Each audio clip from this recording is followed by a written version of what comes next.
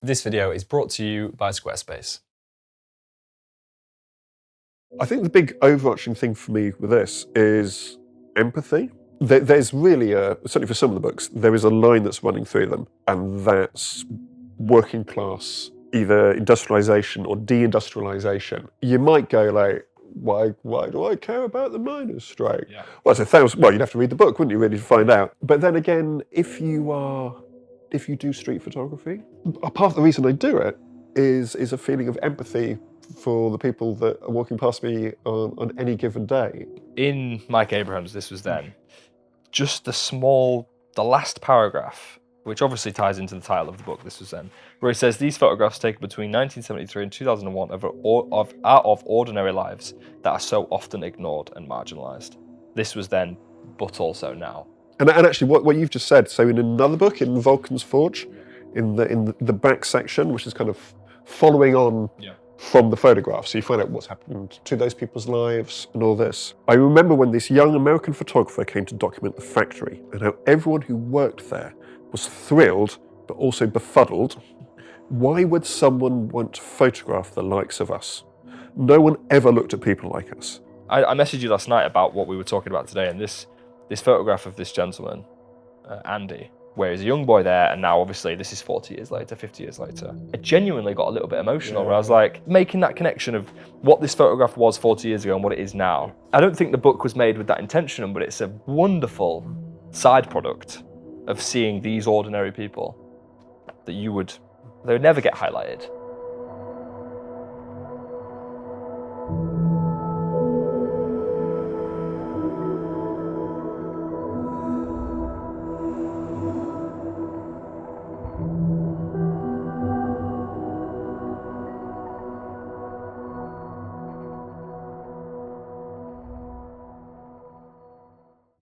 Hey everyone, welcome to one of the most exciting videos that I've made on this channel in a while, and I'm excited to share with you some incredible documentary photography from a handful of very inspiring books.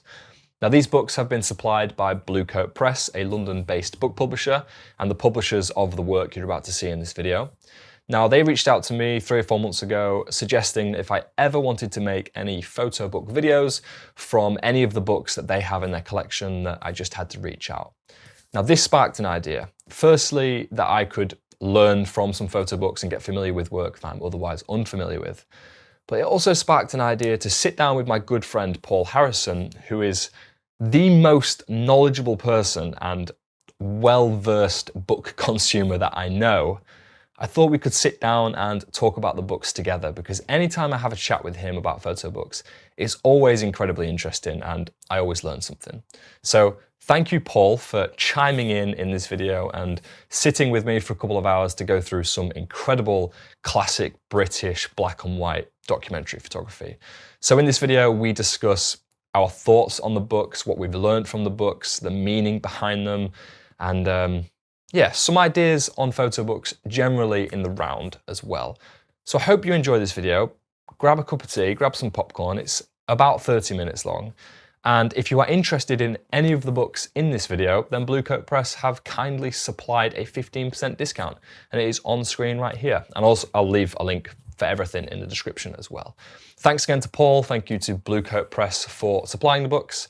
If you're interested in any of Paul's work, I know he's working on a couple of things behind the scenes. He does workshops. He might be releasing, actually I won't say what he's releasing. Just check out what Paul's doing as well. He's a very good photographer, as well as the biggest photo book nerd that I know. So without further ado, housekeeping out the way, I hope you enjoy this video about a handful of very inspiring photo books. British black and white documentary photography had a slight reputation of potentially being a bit boring. Or it could do. Well, it doesn't hold, old-fashioned English black and white doesn't scream eccentric, fun. That if you are a young person who's getting into street photography, because it's also a cool thing to do, having like, oh, here's a book from a time before you were born, everything's in black and white, documentary, they make me realise it exists, but it might seem like something that generation or two ago might have been into more. I very much agree with that. I wouldn't have picked this up as one of my first 20 photo books. It wouldn't be in there. I'd be picking up, Winogrand, John Merowitz, Street Photography Now. I'd be looking at Saul Leiter. I think that there's a slight problem when it comes to British people enjoying British things. So I can't remember all the names that you just said, but unless you mentioned Mount Stewart, everyone was American. Yeah. We look to America as this definitive, exciting place, which indeed it is. It is this incredible, exotic, wild, crazy, colourful place. Now, though, we download a lot of our culture from America. But everyone's getting into the same thing at the same time. Yeah. That London, this incredibly cool city, in fact, Britain, this incredibly interesting place, that there's a chance that just everything just becomes the same. There's probably people over in the States going like, Britain, this exciting, strange, different place. So I think what we do have needs to be celebrated a little bit more. Completely agree. If you will. But why buy a photo book? Because I think it's the best way to appreciate photography. It's better than an exhibition, in my opinion. This is the artwork. Yes. You're not buying a reproduction of the artwork. The book is the artwork. So I particularly love how niche this is. Physically, it's the strangest or most unique photo book I've got, for sure. I actually don't know how to place it on my bookshelf because it doesn't align with, like... So this is, for me, having read the book maybe a month or two ago. So it's young photographer, pretty much straight out of uni, and then he buys a bus, as you do, with the idea that he's going to drive this thing around the country. And I don't mean like, oh, here I am in London's central London, really the country. Like he's really out in communities, and then do portrait. In fact, he's not just photographing; he's interviewing as well. For sure. So there's a lot of words in this as well. It's almost like, it is diary entries. As he's taking people's photographs, you have these very interesting first-person captions, which I don't have any other photo book where the caption and the description is there and then. Friday the 8th of March, 1974. What a hellhole. I walked down one street which was being redeveloped and I met an old woman who came to her gate to offer me the use of her loo. I didn't want to go, but she was obviously very lonely. We talked. She was very scruffy, nearly bald. Suddenly she turned around and saying, I wish I was dead, and then walked back up her garden path into her house. Talk about a caption to go alongside photographs. Yeah, it's these tiny little windows into people's lives I love. So there's one bit that he encounters, I think in a pub, I imagine, a guy who works for the lead singer for Led Zeppelin. Yeah. So you're like, oh my God, it's the 70s as well. Yeah. So it's like... That's a big deal. Like, it'll be a big deal now, let alone then. So you're thinking like, oh my God, there's going to be all these like, he's going to take his picture, blah, blah, because they meet. The guy from Zeppelin has got like not just a house, but he's looked after his mum. It's a whole like community of people, maybe on a farm somewhere or something like that. Is the guy from Zeppelin in this? I don't think so. Because the contrast between the next page, or is it the page before, the conversation he had with the old woman, and then it's the guy from Led Zeppelin. And it's like... But my hero from this, oh my God, do I have it bookmarked? It's the kid with the pigeon. All right, the bit that made me like gasp out loud. So tell me about your pigeons. Well, this one's a checker, so I call it checker. Very good. I've got a loft with about 60 in it. Some of them, he's got 60 pigeons. He looks about 10 years old, so he's 60 pigeons. Some of them I just keep for little show pigeons, and others I raced against my mates that got pigeons. Here's the thing, where do you get them all from? I just goes out catching them. So when bits of this first hit the public eye, which I think it was 20 years later, whoever reached out to local media saying, if you know anyone in this book, let's get them back in touch and retake their portraits. Specifically, these twins, which I think are fantastic, from 1974, and then you just open the book up and you see them again 20 years later. Again, not the original intention of the project, but what a wonderful format to view this. And just what I like about that is that you can just look through it without opening those up. Yeah, if that makes sense. Like that is substantial. There are some really interesting portraits, but you don't have to be brought out of the 1970s experience. You can keep those shut. Yeah, and then you're in 1995 with the same people again. Yeah, really interesting. I'd just like to take a moment to thank the sponsors of this video, Squarespace. Squarespace really has been the perfect all-in-one platform to run my online business and host all of my photography and everything in between. I sell presets, I've sold books, I write blogs, I write a weekly newsletter on there, and the whole thing is seamless and very straightforward to manage. If you would specifically like more photo book recommendations, then I have written 2 different blogs on my website sharing my favorite photo books and why. And if you have a passion project like me sharing my photography or sharing photo book recommendations, you can get this set up with Squarespace in no time. Whether you want to use one of their beautifully designed templates or even let AI do all the heavy lifting for you, you can have a website up in literally minutes. So why not at least start a free trial and see what you think? After that, when you're ready to launch, go to squarespace.com/MikeChudley to save 10% off your first purchase of a website or domain. Let's get back to the books. Cool. So, Children by Markéta Luskačová. Very good. One thing I really love, there's a photograph in here, the Brick Lane one with the tiger, as you do. When I saw that, I couldn't quite believe it actually was a tiger. It's not a tiger.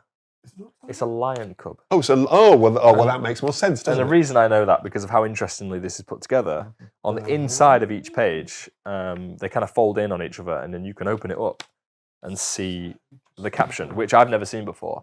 But one thing this is like book snobbery. I prefer, which this is the perfect environment to talk about, I prefer a page without anything around it, just so you can focus on the photograph. Having this on the inside, if you want to know more, you have the very easy option of going to hunt for it, like me wanting to know if that was a tiger or not. It's actually a lion. But I love having the photographs on their own without the place, time, and date. That's just a personal preference. You could argue this is a novelty, but at the same time, I really like novelties. It's a nice feature. Yeah. I wouldn't want every single book to be like this. Yes. But one thing it does do is that the actual, God, we're getting geeky now, I love this. The actual individual bits of paper are really thin. Very. But the fact that it's doubled up means that thus you don't see it through, as you turn the pages, you're not seeing the one that's on the page. See, you would if it was that thin page on its own, but because it's because it's folded on itself, it's a nice. Yeah, I mean, you're right. It probably is the fact that it's novelty that I like it. But what I really love about them is that just the body of work that's been created, the fact that everything feels very humanistic, and I guess the elephant in the room now is that the amount of people's lives that have been spent nowadays. Just talking like, is it okay to photograph children? It's a big topic. Like, it is a big topic. Yeah. Whether it should be that big, I think certainly not. Now, obviously, she's got slightly different access. That it is like in schools. Did she work in a school? I'm assuming she did. I don't know. But schools and schoolyards, religious events. Yeah, feels very nostalgic. Well, nostalgic and feral. As well, because kids are feral and weird. Yeah, this is what I love from Ben Harmon at the end. These are not pictures of soon-to-be adults, but of people in their own right. They are imaginative, creative, playful, kind, strong, resourceful, and curious, as well as serious, cruel, thoughtful, scared, and mischievous. These pictures are a reminder of what adults should remember, learn, and pay attention to children and childhood. Children are the best example of people living in the present. We all did this as 4-year-olds. Well, what I think is quite nice is is it a book? Is it a zine? Why do I have to fit it into any certain category, if you will? Probably a bit of a nightmare at the bookshop because it's like, which section do I put it in? And, there is a problem in photography, full stop, particularly photography, of just being like, female photographers. Yeah. Let's have some more, please. Yeah. So, 1 year, photographs from the miners' strike. So let's say you're into photography, you're watching these videos, and you're into, let's say, street photography. Like, why should you be interested in mining? You don't have to be, but let's just grab another book here. Robert Frank was interested in British mining. And I'm sure a lot of people watching this will know who Robert Frank is. Yeah. Right. So he comes to London, let's say post-war London, and then he spends some time in Wales. Coal, which is obviously what we're talking about mining-wise, was the defining thing in London and in Wales. So London, it wasn't a foggy city, it was a smoggy city. So because everyone's burning coal everywhere.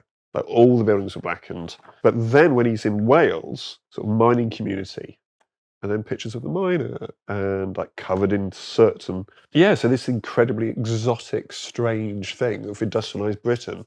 And if you're like, oh, well, I don't like Robert Frank, well, Bruce Davidson. So if you're like, oh, I'm only interested in kind of American stuff, and like Bruce Davidson did a billion different things, didn't just do Subway. It's extraordinary that is. There's a thread that kind of runs through it all. But then in 1984, Margaret Thatcher's government tries to pretty much shut it all down.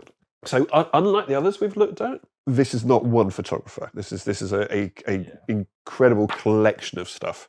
This is a very impactful image, I find. Like, it's very split down the middle. Wonderful how it's formatted in the book as well. The fact that this is a divisive, the subjects are quite divided, each on different pages, but there's also a strong sense of scale and depth in a lot of these photographs. There's another photograph there. The depth of this photograph is phenomenal. Like, even just from the car in the distance. What I think also really helps with this is that, this is something we were kind of talking about before a little bit, empathy. Yeah. The way it's put together and it explains stuff and how one image goes into another image. So you have a few pages of text to begin with where it just explains things fairly simply, and that you shouldn't be scared of that. Because sometimes when you buy a photo book and you thought, I've got to read all this, particularly if the text is at the start. Yeah. Or you get one where it's like, oh, there's 3 essays. You're like, I'm not sure I want to read 1 essay, but now you make me read 3.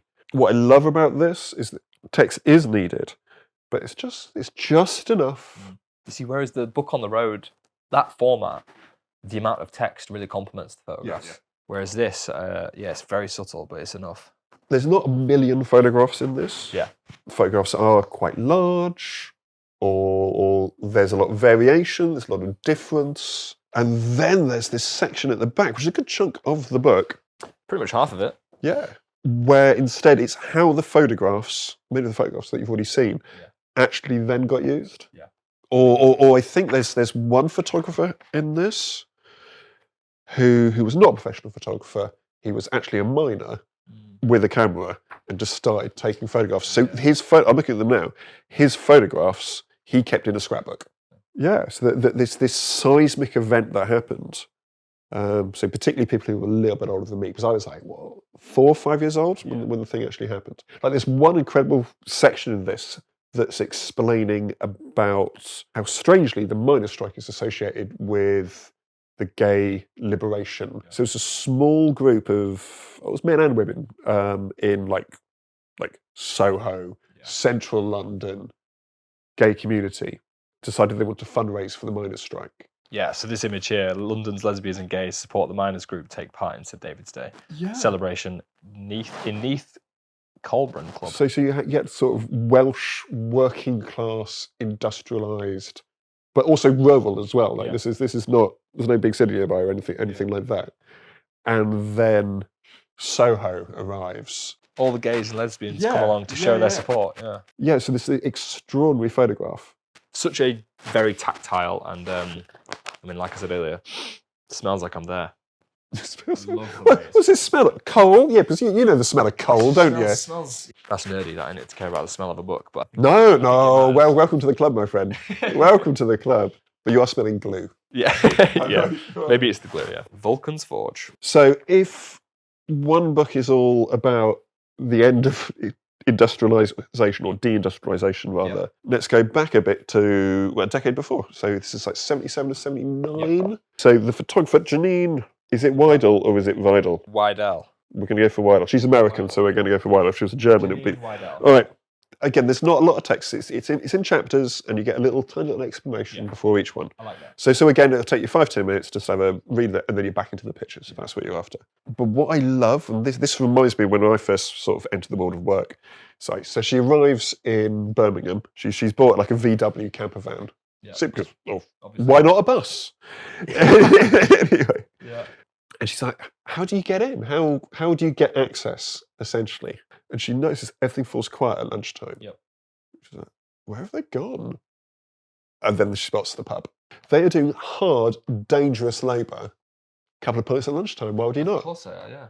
There's a section here called After Hours, right, which splits the pacing up of the book quite well because it's a very serious, dark book. But at the same time, you're reminded of these chaps just hanging out by the pub. The blacks are beautifully printed in this. Yeah. Like whoever has got this to print in this way. Yes. So the after hours section, I love how this opens up. You're seeing these workers in a different light. You're reminded that they're grafting, but also they are enjoying their hard work. It's not just like here's photographs of the industrial Midlands, and look at the people. They are the gritty working classes. There's so much tenderness and character, and silly hats. Yeah.